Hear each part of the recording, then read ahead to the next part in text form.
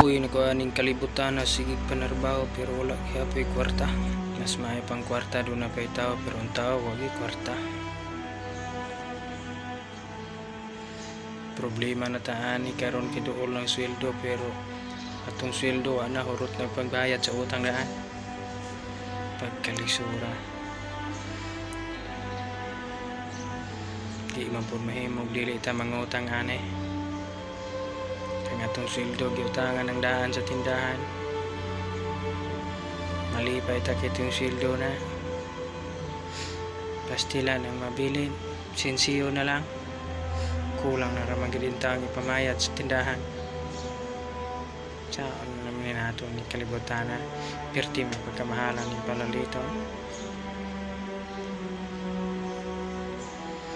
Huwag mo ning istorya matay di gilimaw.